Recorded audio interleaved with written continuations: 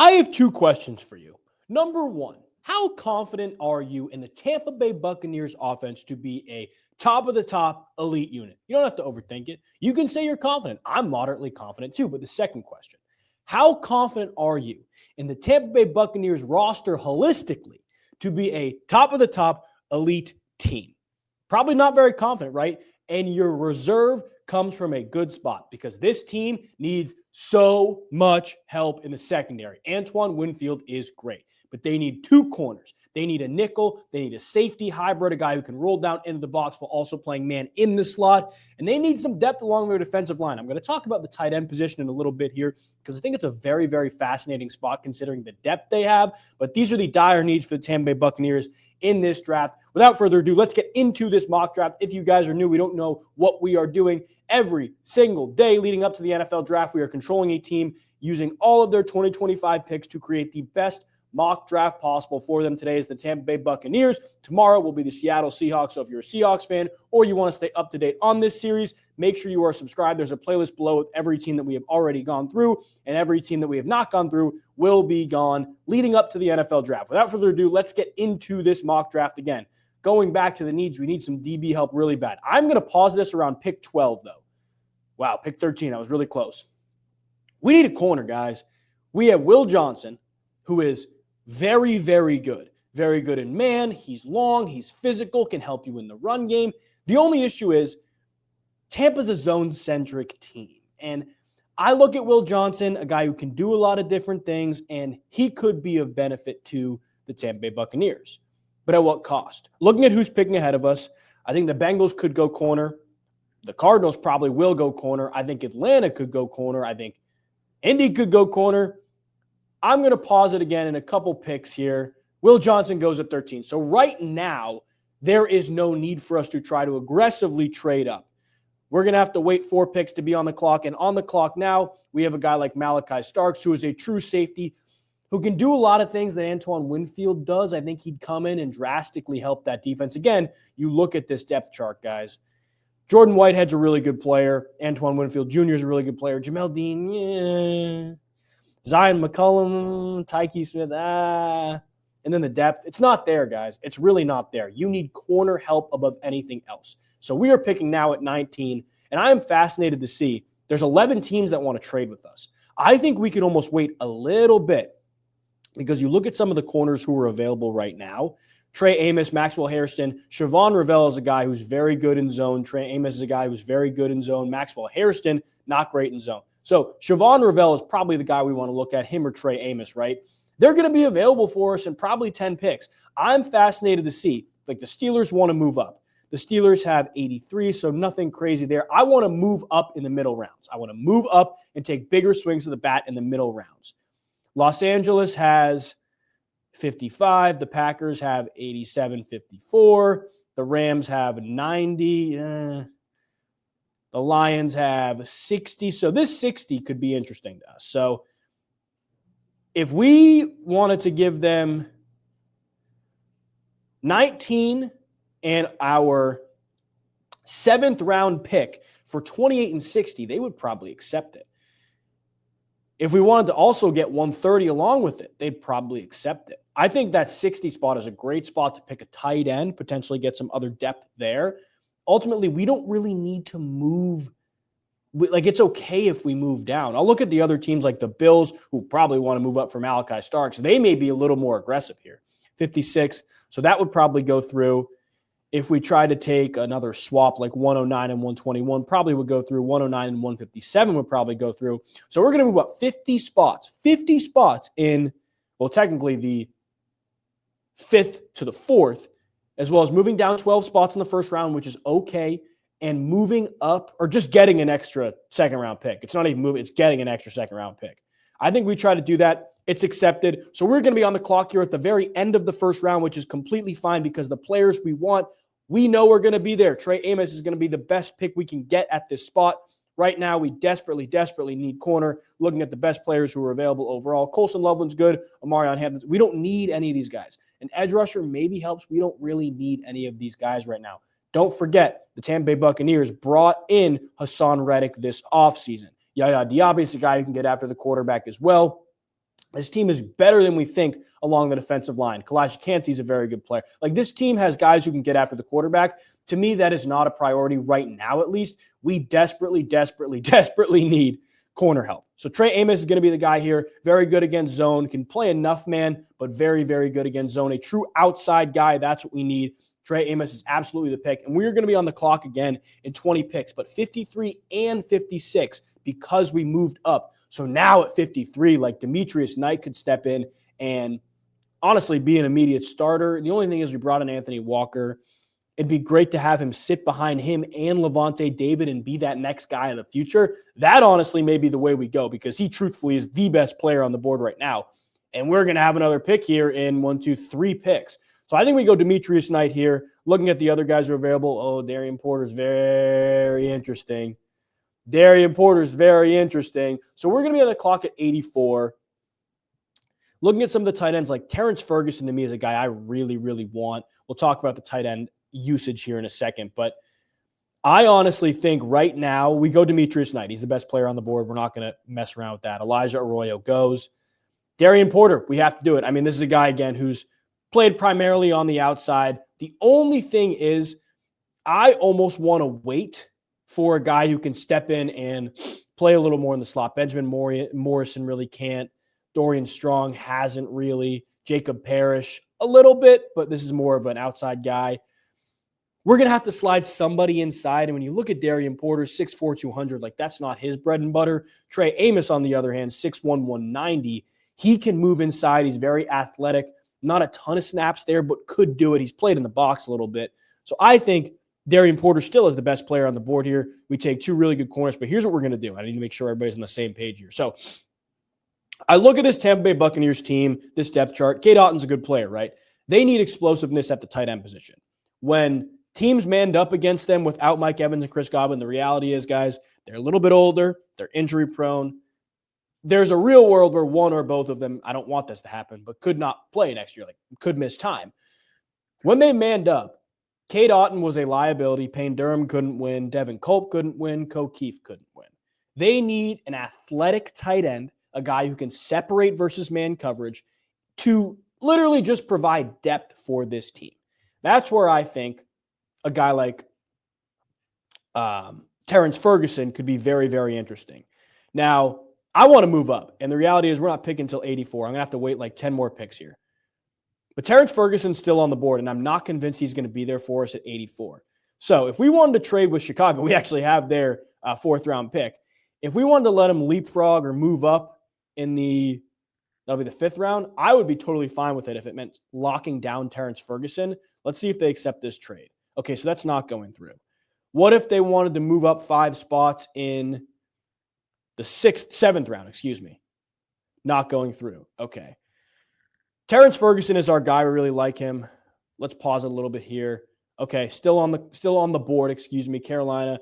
What if they wanted to move up, like a 121 and 140 swap here? We're moving up 10 spots here and down 19 in the 4th round. I would be totally fine with that. Not accepted. Okay. What about, this is tough. Okay, we're going to have to pause it again here. Terrence Ferguson goes to Carolina. That's exactly why we want to trade up. Okay, so now we're sitting at 84, and that's okay. We can wait. There's nobody else who we really want to get. Mason Taylor goes off the board. That's fine. Not the guy we need. So looking at the players who are available right now, again, Harold Fannin Jr. could be the athletic tight end we get. This is a guy who, again, is a little clunkier in the way he moves, but is so good after the catch. He can separate. He is a damn good player. To me, that's a guy we could get 20 picks down the line. I don't want to miss both of these guys, but there are some really good players on the board right now. Like Jordan Phillips is a very, very good player who could step in next to Vita Vea and absolutely wreak havoc. Absolutely wreak havoc. And I honestly think that's the way we go. The only issue is I really, really like guys like Elijah Roberts. Like, he can get after the quarterback like you wouldn't believe. And this is a true wide 9 guy.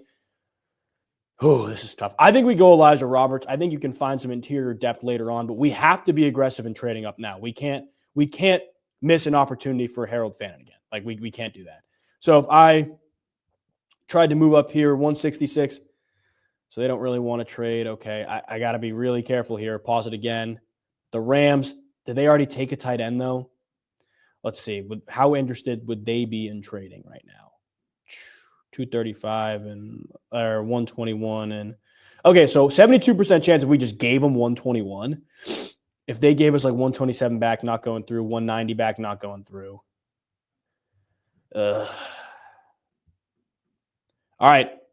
We played the risk game a little bit to move up 16 spots with New Orleans, 121 and 131 swap, not going to be accepted. 184 and 121. I'm going to take another risk here. Harold Fannin Jr. is still on the board. The Eagles definitely don't need a tight end. You know what the Eagles could use, though, is some receiver depth. And we have a lot of receivers. Do we want to get somebody off the roster, though? Like, no. No. I'm not going to do it. If they wanted to move up like 121 and 168, 71% chance, 160, 162. Let's see. This is probably not going to go through, obviously, but like, man, this is tough. So who's going to take it? Are any of these guys going to take a tight end here? Minnesota probably not. Miami probably not. Giants probably not. Niners probably not.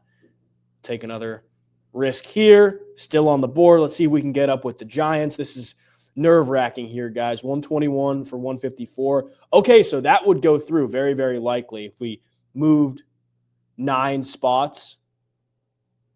Move 9 spots. They're probably more inclined to trade too because they have 105.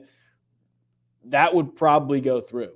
The only thing is, could we get something else out of it? We get a 6th rounder next year. 5th rounder next year, not going to go through, but Dallas's 6th rounder next year would probably go through. Let's see if they accept it because I'm okay moving down 30 spots in the 5th round. I'm okay with that as long as we get Harold Fannin Jr. I'm just going to make sure he's not on the board right now, or he's not off the board. He is on the board. Yeah, he's still available.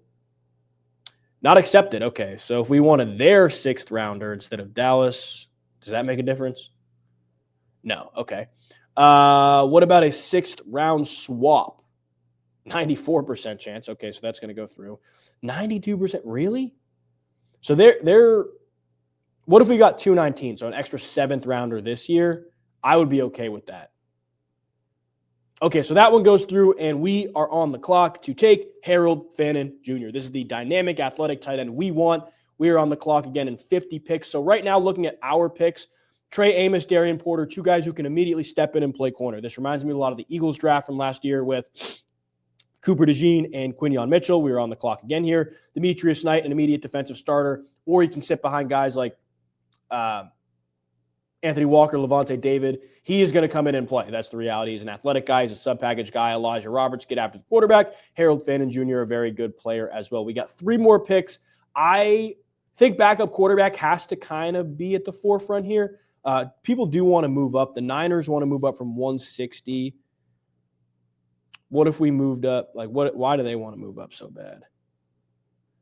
I don't know why they want to move up so bad, but they do. Who else wants to? And the Raiders. Whew, okay, that's too far. We don't want to move that far down. So right now, I think the priority should be, again, some defensive line depth, some interior guys. Simeon Barrow Jr., 6'3", 290, kind of a 3-4 hybrid defensive end, not a nose tackle, a defensive end outside, which would honestly complement Vita Vea really, really well. I think we go that route. The only thing is we got to think about which quarterbacks are going to potentially be available for us, or which skill position players will potentially be available for us, like 219, 235. Looking at some of the receivers. I mean, I like Shamir Deke a lot. That could be one we look at for sure. And if we have to move up, we can. 235, although I don't really want to part ways with that last pick. Running backs. Kyle Mononga is very good. I like him a lot. But we don't really need running backs. Let's take Simeon Barrow Jr. because he's going to complement Vita Vea extremely, extremely well. We're going to be off the clock for 50 picks. But again, this is what we have so far. I personally like it a lot. Really got to build up the defense on the clock here. Let's pause it really quick just to see who's going. Okay. Pause it again here. So Ricky White's off the board. Shamir Deke is probably he's still on the board, but what would it take if we tried to move down? Not going to be accepted. Okay. That's why it's not accepted. We've had 2 teams take our players. Shamir D goes to the Baltimore Ravens above us, which is fine. We'll live with that. We could use some help on the right side of the offensive line as well. I think that could be a position of note. Are there any centers that have also played right guard? Like Jake Majors, a guy who's true center. Jackson Slater is a guy who's played only left. Okay. Let's look at the other interior offensive linemen who are on the board. Timothy McKay has played right guard and right tackle. Ooh, this may be the pick here, guys. This may be the pick here, especially because this is a guy who's played the right side, tackle and guard. And we don't have a lot of depth over there, but truthfully, the talent isn't there. The better side of our offensive line is the left side. So I honestly think that is the way we go. I think Timothy McKay would immediately step in and contribute. Who wants to get up? The Chiefs want to get up. What if we got an extra pick next year? Not accepted. What? What's the point of trying to trade up? What do they want to offer me then? What if we swap? So, let's get a 4th rounder, give him a 6th, 7th, 5th, 4th. What's the whole point here? We're not getting any value here. We're not trading with the Chiefs. Sorry, Chiefs, we're not trading with you. Dean Clark is a guy who's played slot, box, deep. He's played everywhere. This looks like a 6'1", 206, a little bit of a bigger guy. But I honestly don't think we wait. And I think go back here. And I think we go Timothy McKay. I think we shore up the right side of our offensive line, and we will finish the draft with the best player available. Ooh, Rondé Gadsden is a very good player. We could have waited for him. But I think Jimmy Horn Jr. is a good option. Will Shepard, LeJontay Wester. I honestly think we go Jimmy Horn Jr. Solid pro day. I think he can play in the slot. When you look at guys like Chris Godwin, he's a bigger slot, but Sterling Shepard could step in there or step in where Chris Godwin is on the outside and have Jimmy Horn Jr. on the inside. We also have Jalen McMillan, who's more of an outside guy. I think Jimmy Horn Jr. is the no-brainer pick here. Honestly, I think this is a pretty solid draft. We're going to wait for this to grade out for us, but defense was priority number 1, and we knocked that out. We got plenty of really good defensive players. B+, bottom 28% of Buccaneers drafts, but a B+.